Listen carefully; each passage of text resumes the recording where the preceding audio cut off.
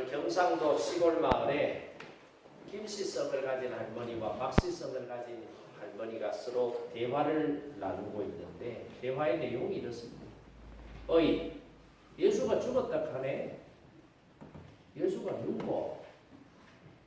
우리 며느리가 하는데 예수님을 아버지라 자꾸 하는 걸 보이 우리 바깥 사돈이 죽은 것 같아. 그럼 할머니 니는 무상 갔다 왔나? 죽은 지 이틀 된다 하는데 오늘이 사흘째인데 내가 무상을 갈락했는데 무상 안 가도 되게 생겼대. 왜 무상 안 가도 되노? 우리 며느리가 가는데 사흘 만에 다시 살아났다 하네. 그래서 무상 안 가도 된대.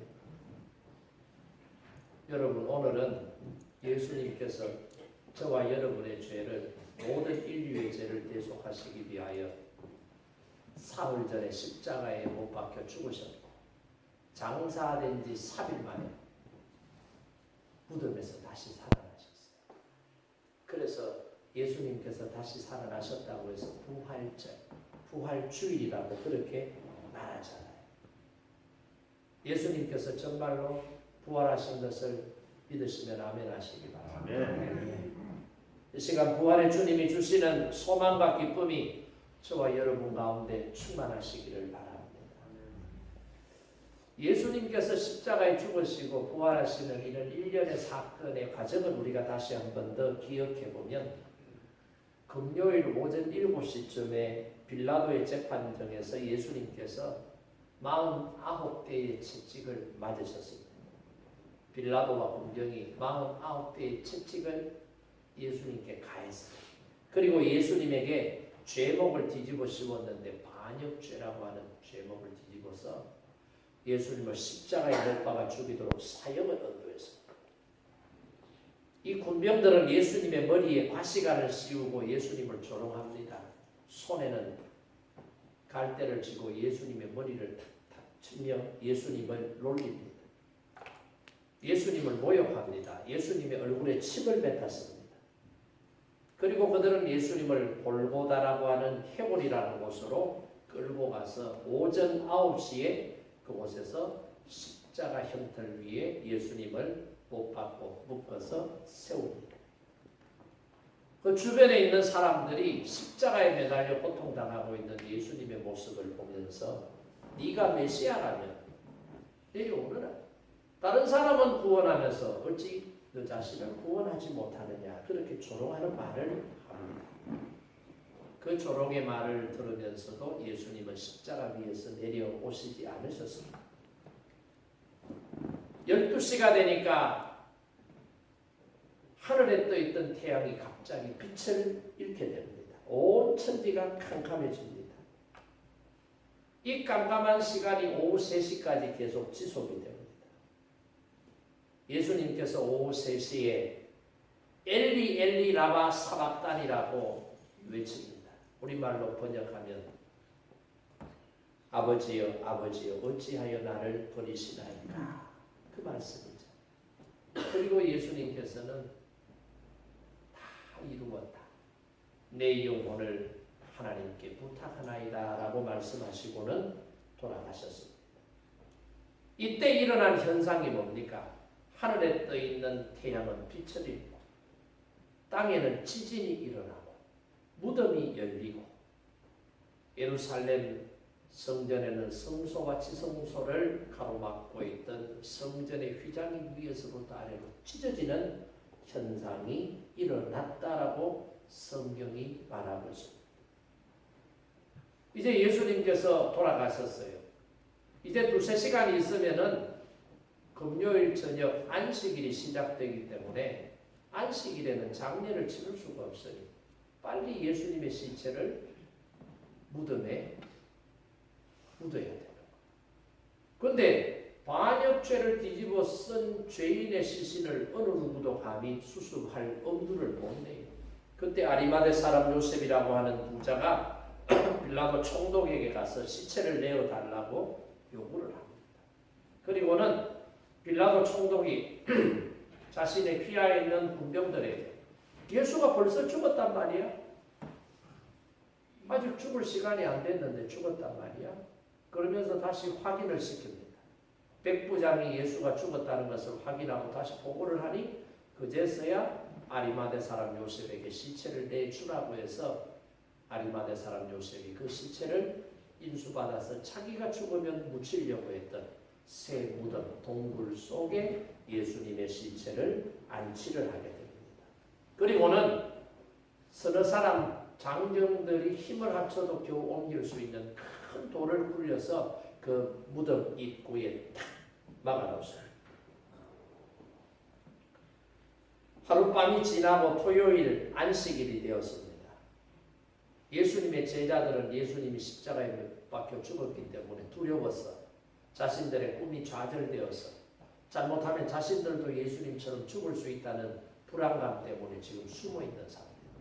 그런데 종교 지도자들이 놀랍게도 예수님께서 죽은 지 3일 만에 부활한다는 예수님이 살아계실 때 서너 번 얘기한 걸 기억하고 있었던 거예요.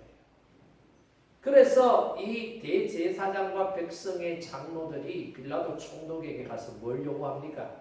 당신 휘하에 있는 군인들을 예수님이 묻혀있는 무덤 앞에 보초서게 해달라. 혹시라도 예수님을 따르는 아주 열심히 있는 사람들이 예수님 실체로 훔쳐갈지도 모르니 군병들을 세워서 보초를 서게 해달라. 그러면서 돌 입구에는 딱 인복을 해놓고 어느 누구도 동굴 속으로 못 들어가고 들어갔다 나온 일이 발생되지 않도록 조치를 다 해놓는 거예요. 그래서 중무장한 로마 군병들이 예수님이 묻혀있는 무덤을 지키고 있습니다. 오늘 이 마태복음 28장 1절부터 10절의 말씀은 요 다음부터예요. 요 다음부터. 주일날 새벽에 예수님께서 부활하시잖아요. 막달라 마리아를 비롯한 다른 마리아와 여성 몇 사람이 죽어 무덤에 매장되어 있는 예수님의 몸에 향유를 바르기 위해서 지금 아침 일찍 예수님이 묻혀있는 무덤으로 지금 온 거예요. 그 전날은 안식일이었기 때문에 못하고. 그래서 다음날 일요일 아침 일찍 막달라 마리아와 다른 마리아와 여자 성도 몇 사람이 제자 몇 사람이 예수님의 시체에 바를 향유를 가지고 온 거예요. 왜? 안 그러면 벌레들이 달라들어서 빨리 시체가 부패하고. 그래서 벌레가 빨리 달라들지 못하고 향유를 가지고 와서 예수님의 몸에 바르려고 지금 예수님이 묻혀있는 무덤으로 지금 온 거예요. 근데 부활하신 예수님을 만나기 위해서 온 것이 아니라 죽은 예수님의 몸에 향유를 바르기 위해서 지금 예수님이 묻혀있는 무덤으로 왔는데 여기에서 어떤 사건이 생깁니까? 천사를 만나는 거예요. 이 막달라 마리아와 다른 마리아, 다른 여자 제자들에게 천사가 뭐라고 말하느냐? 그가 여기 계시지 않는데 그가 살아생전에 말씀하셨던 것처럼 그가 부활하셨다는 거예요. 내 말을 못 믿겠나? 무덤 속을 한번 들여다보라. 그러니까 정말로 무덤을 막아놓았던 큰 돌이 옮겨져 있고 예수님의 시체가 누워있었던 그 자리에는 텅텅 비어있는 거예요. 마치 아무것도 없잖아. 예수님이 부활하셨어요. 그러니 너희들은 이제 빨리 가서 예수님의 제자들에게 말을 해라. 예수님께서 부활하셨다. 살아나셨다. 그리고 예수님께서 말씀하신 것처럼 갈릴리에서 보자고 하셨으니 제자들에게 갈릴리로 가라. 그렇게 말하라는 이 천사의 메시지를 막달라 마리아와 다른 마리아, 여자 제자 몇 사람이 들었다. 깜짝 놀란 이 여제자들은 그 소식을 듣고 예수님의 제자들이 숨어있는 장소로 이동하다가 누구를 만나요? 부활하신 예수님을 만나는 거예요. 부활하신 예수님께서 막달라 마리아와 다른 마리아와 여제자들에게 뭐라고 말씀하시느냐? 오늘 10절 말씀 보세요. 이에 예수께서 이르시되 무서워하지 말라. 가서 내 형제들에게 갈릴리로 가라 하라. 거기서 나를 보리라. 할렐루야. 아멘. 부활하신 예수님께서 제자들에게 하신 말씀은 갈릴리에서 만나자 이 말씀이잖아요. 그럼 지금 예수님의 제자들은 예루살렘에 있다. 예루살렘에서 갈릴리까지는 거리로 환산을 하면 130km 정도 됩니다. 짧은 거리가 아니에요. 130km. 먼 곳이. 왜 예수님께서 부활하셔서 예루살렘으로 뭐냐? 가시면 될 텐데 뭐하러 130km나 떨어져 있는 갈릴리에서 만나자라고 지금 말씀을 하셨을까? 거기에는 이유가 있다. 무슨 이유가 있느냐? 첫째, 예수님께서 갈릴리에서 만나자고 약속하셨기 때문이다. 약속하셨기 때문에. 예수님을 십자가를 지시기 직전에 제자들에게 뭐라고 말씀하셨느냐? 마태복음 26장 31절과 32절에 보면 그때 예수께서 제자들에게 이르시되 오늘 밤에 너희가 다 나를 버리리라. 기록된 바 내가 목자를 치리니 양의 떼가 흩어지리라 하였느니라. 그러나 내가 살아난 후에 너희보다 먼저 갈릴리로 가리라. 그렇게 말씀하시다. 내가 살아난 후에 너희들보다 먼저 갈릴리로 가리라. 약속을 하시는 거예요. 이 약속대로 예수님께서는 부활하신 후에 갈릴리에서 제자들에게 만나자라고 말씀하고 있는 것을 봅니다. 성경에 보면 하나님의 말씀에 불순종한 인간이 죄로 말미암아 죽게 되었을 때 하나님께서 인간을 죄에서 구원하실 약속의 말씀을 하셨는데 그 최초로 약속하신 말씀이 어디에 기록이 되어 있어요? 창세기 3장 15절에 내가 너로 여자와 원수가 되게 하고 너의 후손도 여자의 후손과 원수가 되게 하리니 여자의 후손은 너의 머리를 상하게 할 것이요 너는 그의 발꿈치를 상하게 할 것이니라. 그렇게 말씀. 그리고 인간을 죄에서 구원하실 메시아를 이 땅에 보내시겠다라고 하는 약속을 구약의 여러 선지자들을 통해서 여러 차례 말씀을 하셨어요.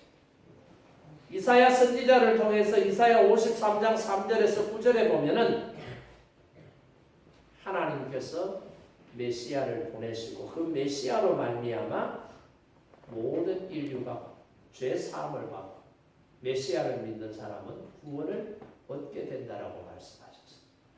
이 이사야 선지자가 활동하던 시기는 예수님께서 이 땅에 오시기 700년 전에 살았는데 700년 전에 벌써 하나님께서는 이사야 선지자를 통해서 예수님께서 이 땅에 오셔서 모든 사람의 죄를 위하여 고난당하시고 멸시당하시고 죽으시고 부활하실 것을 말씀해 주셨다는 것을 우리가 성경을 통해서 확인할 수가 있습니다.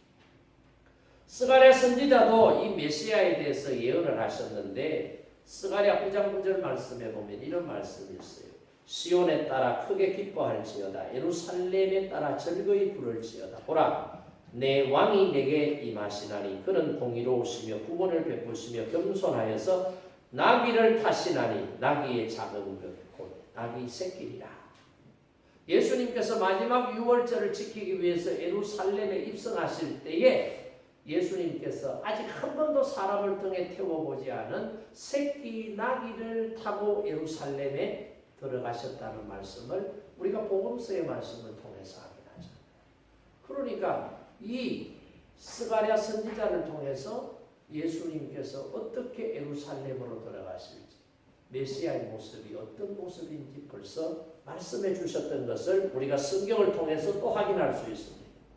예수님께서도 말씀하신 약속을 지키셨어요. 사도행전 1장 4절 말씀에 보면은 사도와 함께 모이사 그들에게 분부하여 이르시되 예루살렘을 떠나지 말고 내게서 들은 바 아버지의 약속하신 것을 기다리라. 그렇게 말씀하셨잖아요. 그러니까 이 요엘 선지자가 말씀한 것을 사도행전 2장에 보면은 또 받아서 그대로 말씀하고 있거든요. 하나님이 말씀하시기를 말세에 내가 내 영을 모든 육체에 부어주리니 너희의 자녀들은 예언할 것이요 너희 젊은이들은 환상을 보고 너희의 늙은이들은 꿈을 꾸리라. 그때 내가 내 영을 내 남종과 여종에게 부어주리니 그들이 예언할 것이요. 그러니까 구약의 요엘 선지자가 말씀하신 것이 예수님께서 죽으시고 부활하신 이후에 보혜사 성령을 통해서 제자들에게 임하시는데요. 이 구약의 약속이 신약에 그대로 성취되고 있는 것을 볼 수가 있습니다. 그러니까 성령을 약속하셨던 것은 오순절날 마가의 다락방에 모여있던 120명의 성도들을 통해서 주님께서 말씀하셨던 성령 충만의 은혜가 그곳에 모여 기도하며 성령을 사모하며 기다렸던 성도들에게 임했다. 그러니까 하나님께서 약속하신 말씀, 예수님께서 하신 말씀, 이 약속들이 성경을 보면 하나도 비켜가지 않고 정확하게 그대로 다 성취되었다, 이루어지고 있다는 것을 우리가 볼 수 있습니다. 그래서 신구약 성경은 하나님께서 인간을 향해 약속하신 약속이 기록된 문서다, 그렇게 말해도 지나치지 않습니다. 그 약속이 얼마나 되느냐? 신구약 성경에 하나님께서 하나님의 말씀으로 사는 자에게 주시는 은혜와 복, 하나님의 말씀에 불순종하며 사는 자에게 주시는 저주와 징벌이 무엇인지 기록되어 있는 말씀들이 무려 32,500가지나 기록이 됩니다. 그러니까 어떻게 보면 하나님의 말씀인 신구약 성경은 약속으로 가득 차 있는 말씀, 그 약속하신 말씀들이 믿음으로 살 때에 우리의 삶을 통해서 과거, 현재, 앞으로, 미래에도 반드시 적용되고 성취될 말씀이라는 것을 이미 구약의 말씀이 신약에 성취된 것처럼 예수님의 말씀이 초대교회 성도들을 통해서 이루어진 것처럼 우리의 삶에도 이 약속이 있는 성경 말씀이 그대로 이루어질 줄 믿으시기 바랍니다. 우리 신앙의 근거는 여러분 약속의 말씀, 하나님의 말씀을 붙잡고 신앙생활하는 것이 되어야 돼요. 우리의 신앙생활이 우리의 감정이 근거가 되어서는 안 돼. 우리 신앙생활이 우리의 환경이 근거가 되어서도 안 된다. 내 생각이 기준이 되어서도 안 된다. 내 의가 기준이 되어서도 안 된다. 우리 신앙의 뿌리는 주님께서 약속하신 말씀을 붙잡고 사는 것이 되어야 될 줄 믿습니다. 이게 건강한 신앙, 이게 바른 신앙을 가진 성도의 신앙생활이다. 그 약속을 얼마만큼 신뢰하느냐에 따라서 우리 마음의 평강이 있고 주님이 주시는 기쁨이 있고 주님이 주시는 회개의 은혜가 있고 주님이 주시는 축복된 삶을 살아가는 고백이 있다. 그 말씀, 그 약속을 붙잡고 그 약속을 신뢰하면서 살아가는 성도에게는 하나님께서 약속하신 그 모든 약속이 하나도 빠뜨려지지 않고 100% 그대로 다 이루어지게 하신다라고 하는 것을 저와 여러분이 믿고 신앙생활할 수 있기를 주님의 이름으로 축복합니다. 주후 70년경에 예루살렘이 로마의 비투스 장군에 의해서 완전히 박살이 진짜 성전이 다 무너지게 돼요. 예루살렘 성벽도 한쪽만 남고 다 무너지게 돼요. 다 무너지고 돌 위에 돌 하나도 남지 않고 완전히 다 무너지는. 왜 그러냐? 로마의 군인들이 정복을 해보니까 예루살렘 성전이 1차 재건, 2차 재건해서 지금 3차까지 왔는데 이 성전을 보니까 짓는데 금이 어마어마하게 들어갑니다. 그러니까 성전 안에 금치장이 막 엄청난 거예요. 그러니까 금은 돈이잖아요. 희소 가치가 있는 광물질이니까. 그래서 금을 다 성벽에도 보면 금이 있는 거예요. 그 구멍 사이에 금을 녹여서 물을 부으니까 성벽 위에서 쭉 금줄기가 타고 내려오면서 온통 파인이 전부 다 들어가요. 그러니까 성벽을 완전 해체하면서 그 속에 있는 노다지를 전부 다 가지고 가요.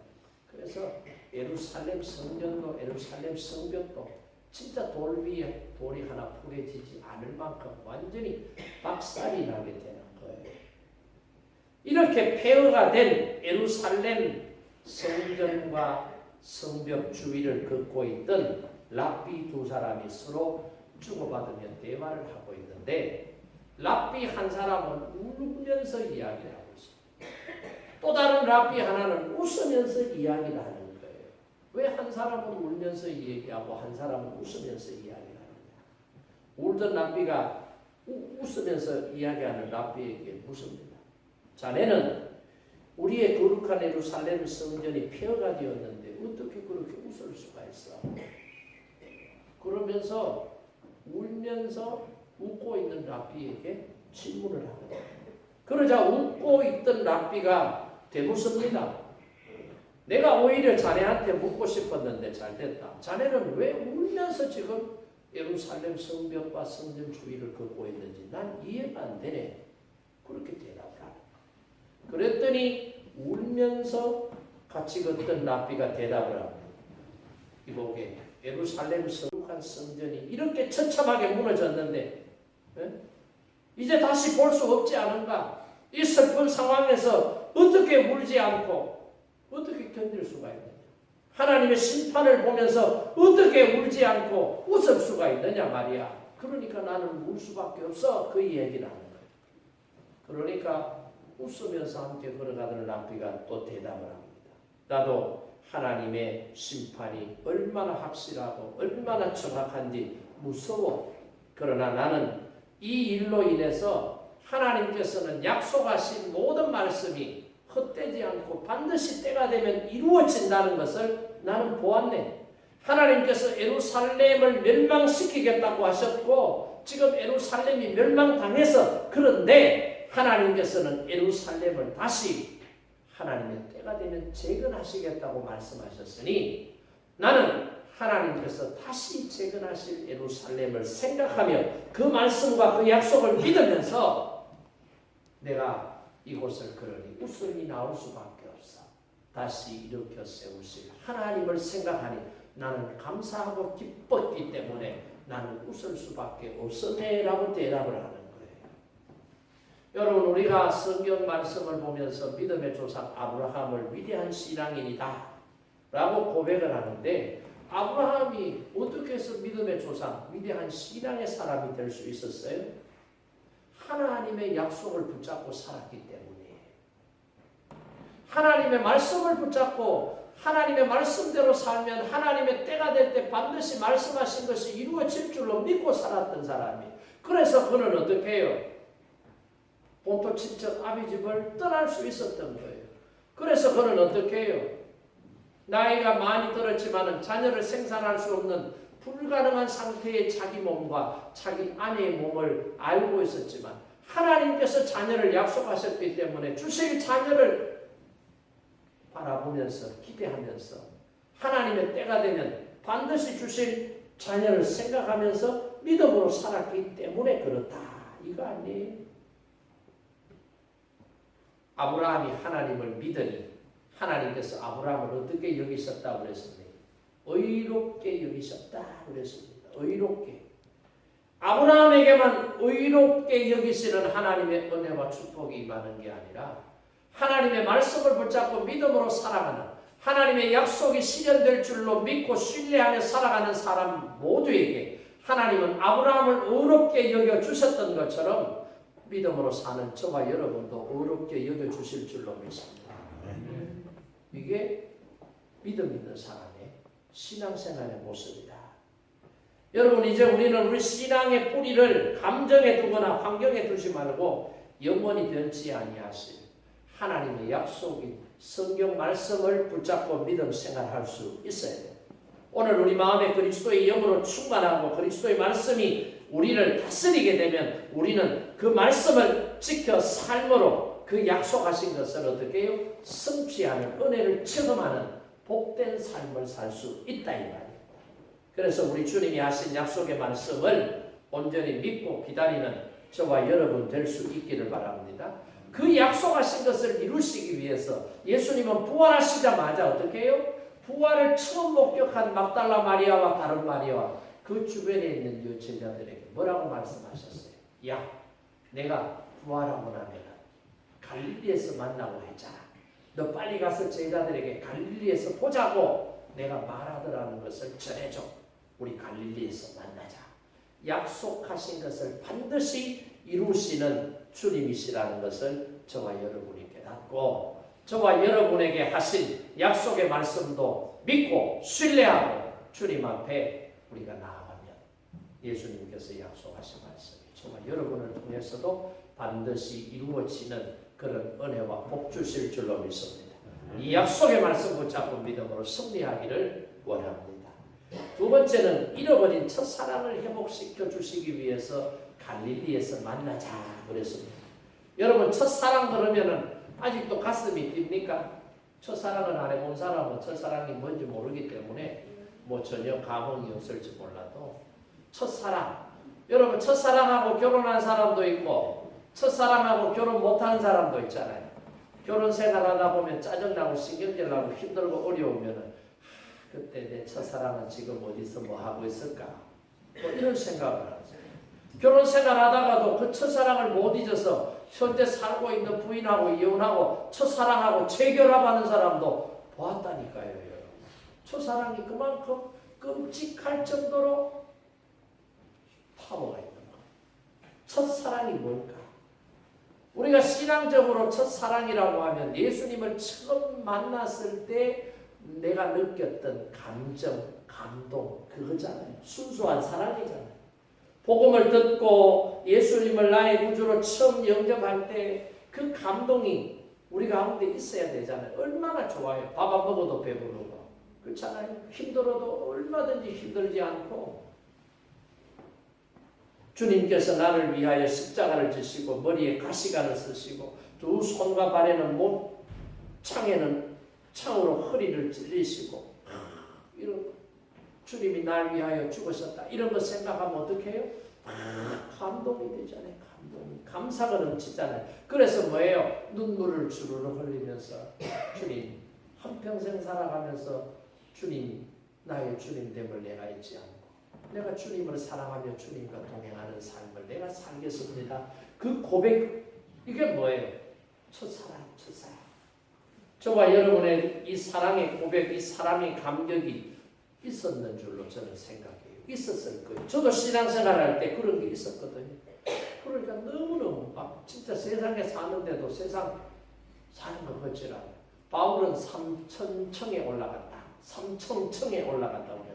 그게 이제 고대인들이 하늘을 볼 때 1층, 2층, 3층으로 봤거든. 그 3층에는 하나님이 계신 곳이다. 저는 바울과 같은 그런 신비로운 체험은 못했지만 이 땅에 살면서도 정말 예수님을 믿음으로 고백하고 영접했을 때 비슷한 감동과 감정을 저도 느꼈어요. 진짜 안 먹어도 배가 안 고프고 진짜 복음을 전하면서 요거도 먹고 힘들고 어려워도 그것이 부끄럽거나 그것이 힘들다라고 생각을 해본 적이 없었거든요.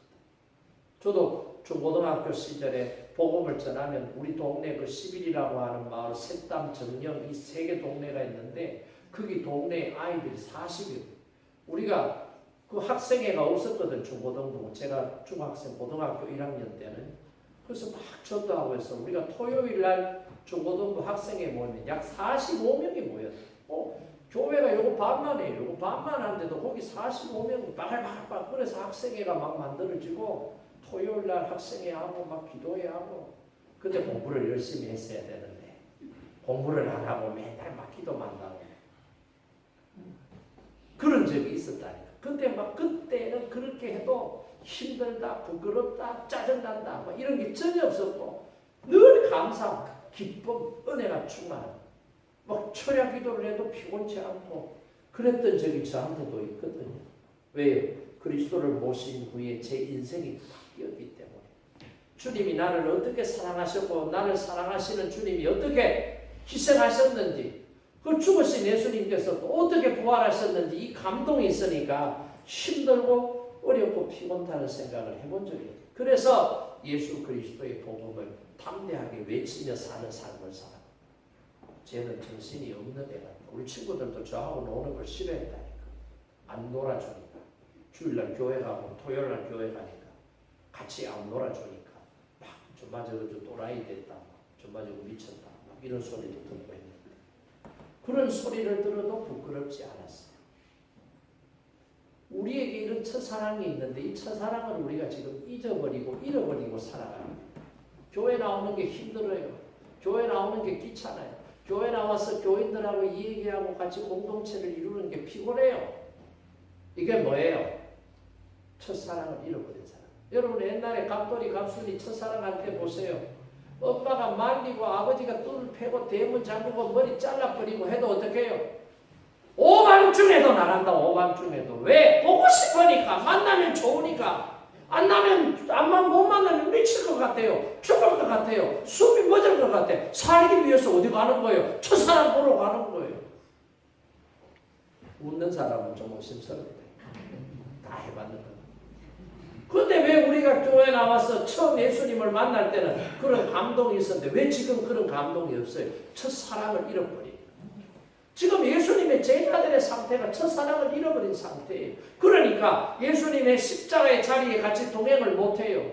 예수님께서 죽으시고 사흘 만에 부활하실 것이라는 말씀을 지금 기억 못해요. 불가능한 일이라고 생각을 하는 거예요. 그래서 막달라 마리아나 다른 마리아와 다른 여자 제자들처럼 안식일이 끝나고 그 다음날 아침에 예수님이 묻혀있는 무덤으로 가지 않았던 거예요. 왜? 첫사랑이 지금 식어버려요. 첫사랑의 감동이었던 거예요.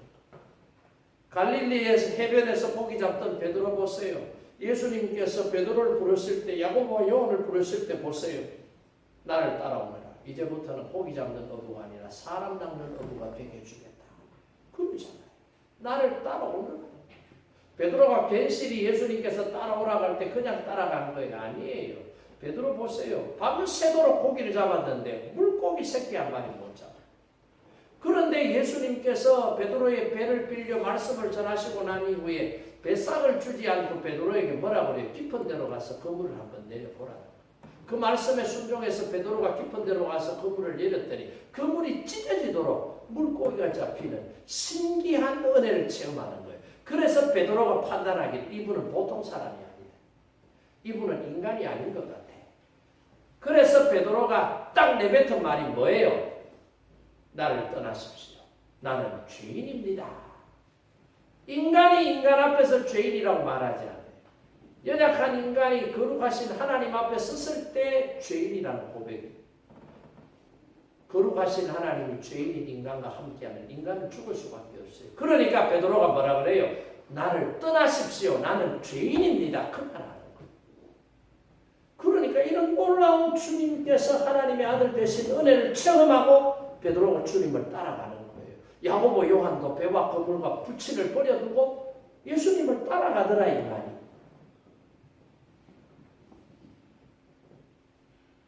예수님의 말씀이 제자들의 마음을 사로잡았기 때문에 나를 따라오너라 라고 할 때 베드로와 야고보와 요한이 예수님을 따라요. 다른 제자들도 마찬가지입니다. 그 후에 예수님께서 가버나움에 가셨을 때 세리 마태를 부를 때도 보세요. 그 마태가 뽕나무 위에 매달려 있는데 마태를 만난 적이 없어요. 그런데 예수님께서 그래서 예수님을 또 따르게 되는 거예요. 예수님을 따랐던 제자들은 3년의 공생의 시간이 얼마나 신나고 재미있었어요. 가니까 막 병자들이 막 고쳐요.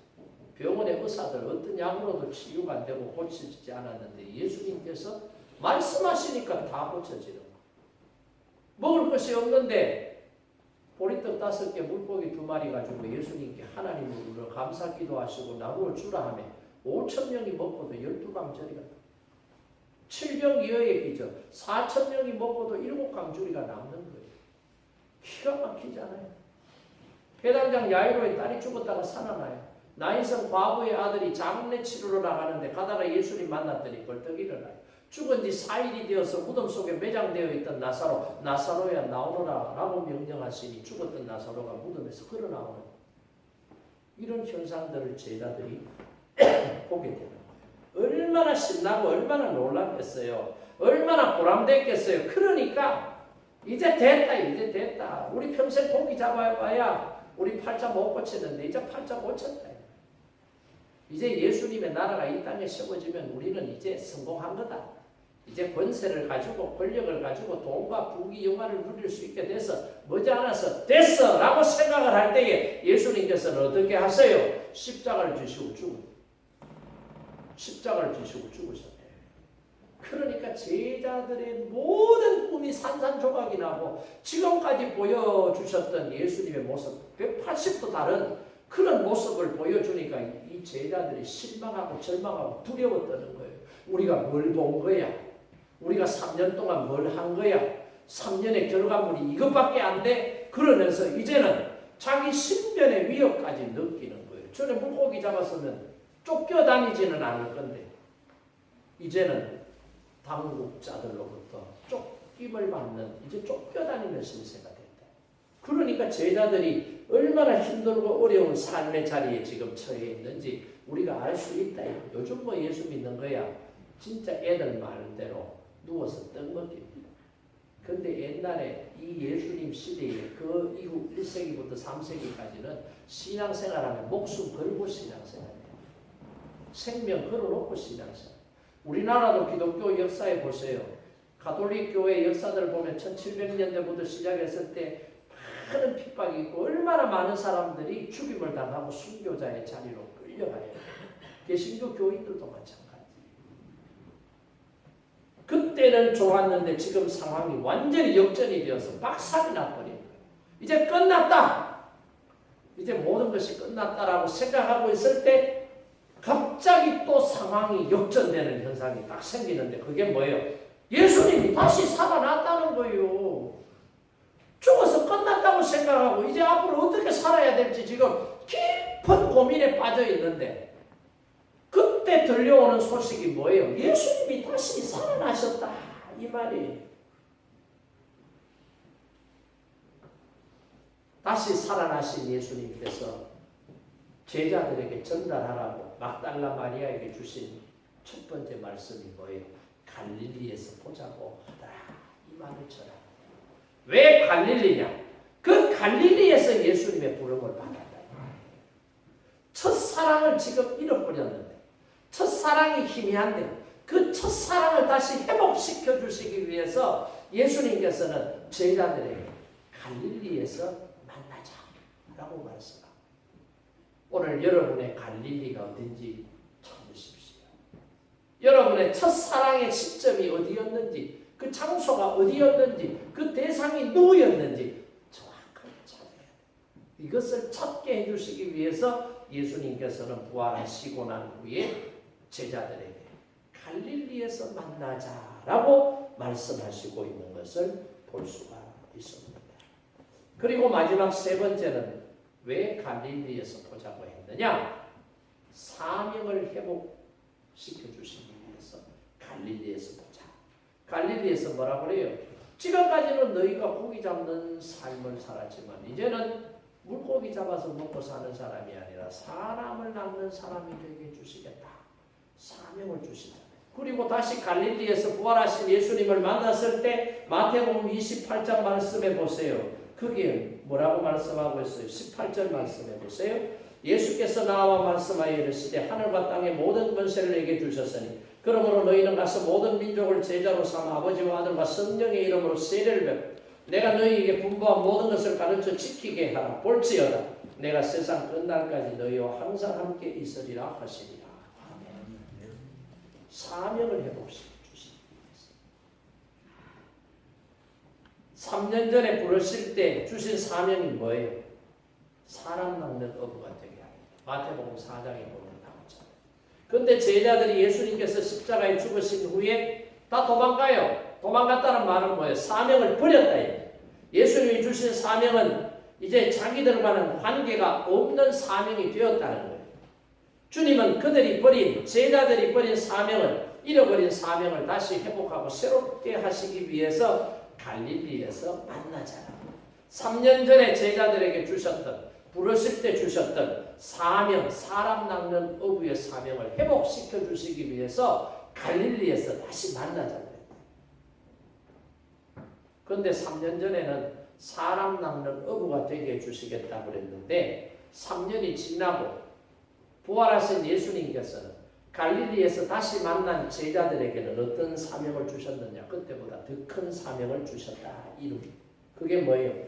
너희는 가서 모든 족속으로 제자를 삼아 아버지와 아들과 성령의 이름으로 세례를 주고 내가 너희에게 분부한 것을 가르쳐 지키게 하라.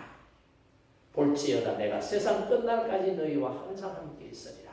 그렇게 말씀합니다. 이제는 한 개인을 낚는 그런 사람 낚는 어부가 아니라 이제는 제자들에게 모든 민족, 모든 족속에게 복음을 전가하고 그들에게 세례를 베풀고 그들을 가르치는 제자의 사명을 감당하는 더 큰 사명을 주셨다 이 말입니다. 그러니까 부활하신 예수님은 제자들의 사명을 이렇게 넓혀주셨다 이 말이에요. 미국에 있는 릴랜드 스탠퍼드라고 하는 사람이 이 캘리포니아에 살면서 캘리포니아 상원 의원으로서 의정 활동을 하고 있었어요. 그런데 이 사람은 상원 의원의 신분을 가지고 있으면서도 억만장자의 돈이 어마어마하게 많은 사람. 근데 이 사람 집에는 아들이 하나밖에 없어. 자녀가 아들 하나밖에 없는 거야. 아들 하나. 근데 이 자녀를 위해서 온갖 정성을 다해서 아이를 키웠는데 갑자기 하나밖에 없는 이 아들이 죽어버리는 거예요. 그래서 탄식을 합니다. 스탠퍼드가 탄식을 해요. 이제 내가 무슨 낙으로 산단 말인가? 이제 내가 살아도 산 게 아니다. 그러면서 자기 삶의 줄을 놓쳐버리고 그렇게 살아가는 거예요. 장례식을 다 치르고 집으로 오니 더 가슴이 미어져요. 사람이 죽으면 여러분 정신이 없어요. 돌아가신 분이 있으면 막 너무 충격이 크기 때문에 정신이 없어서 첫째 날, 둘째 날, 셋째 날 장례 다 치러요.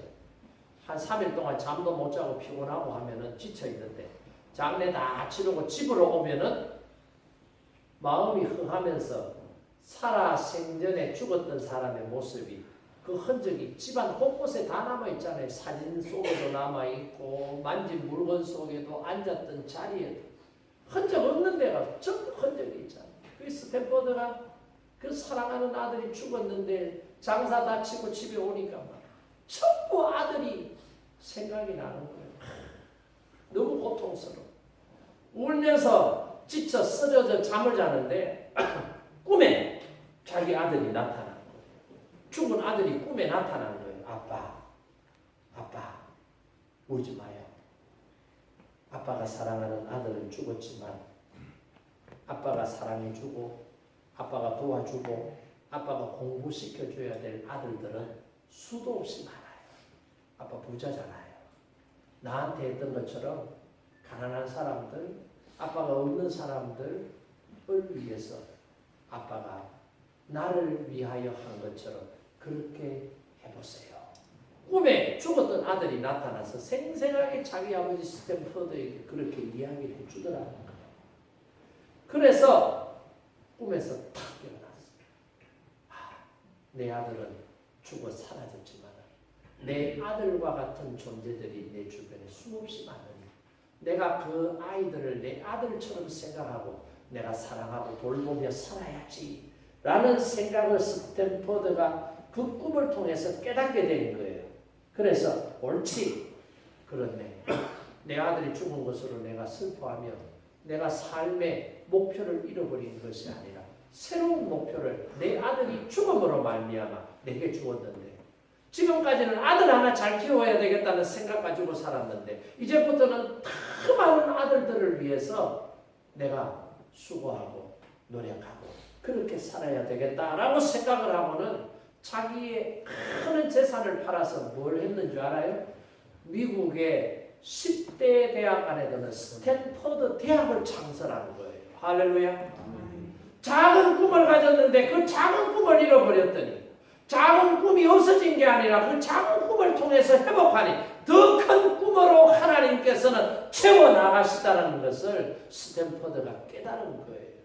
오늘 제자들도 마찬가지예요. 자신의 꿈이 사라져 버렸어요. 예수님께서 왕국을 세우면 거기서 성공하고 출세하려고 했는데 예수님의 십자가의 죽음으로 자신들의 꿈들이 깨어져 버린 거예요. 그래서 도망가고 앞으로 어떻게 살아야 될까 고민하고 있을 때 부활하신 예수님께서 다시 갈릴리에서 보자고 하셨고 갈릴리로 나와 예수님을 영접한 그 제자들에게 이제 사람 낚는 어부의 꿈을 더 확장시켜서 모든 민족, 모든 열방 제자로 삼고 세례를 베풀고 주의 말씀으로 세워나가는 더 큰 사명을 그들에게 주셨다라고 하는. 그래서 갈릴리는 잃어버린 사명을 회복해 하시는 주님의 마음이 담긴 장소였다는 것을 우리가 오늘 이 본문 말씀을 통해서 깨닫기를 원합니다. 여러분, 신앙의 여정 속에 힘들고 어려운 일이 왜 없겠어요? 관계 속에서 어려운 문제도 있고, 하나님 앞에 끊임없이 부르짖는데 응답해 주시지 아니하시고 침묵하시는 하나님 때문에 헷갈릴 때도 있고, 여러 가지 문제들이 있지만 하나님의 약속은 반드시 때가 되면 이루어진다라고 하는 거예요. 이 약속을 의심하지 않고 믿음으로 붙잡고 나가는 사람에게는 하나님께서 첫사랑, 처음 하나님을 만났을 때의 감동을 회복시켜 주시고, 하나님의 말씀을 붙잡고 약속의 자리로 나아갈 때 하나님께서는 그 사람을 통해서 새롭게 변화시키고 더 크고 놀라운 일들을 감당하는 사명의 사람으로 세워나가신다는 것을 오늘 이 말씀을 통해서 깨닫고, 이 부활주일에 저와 여러분이 다시 한 번 더 깨닫고, 내가 가야 할 갈릴리는 어느 곳인지, 나보다 먼저 가셔서 그곳에서 기다리고 계신 예수님을 빨리 쫓아가서 갈릴리에서 만나는 은혜가 저와 여러분 가운데 임하시기를 주님의 이름으로 축복합니다.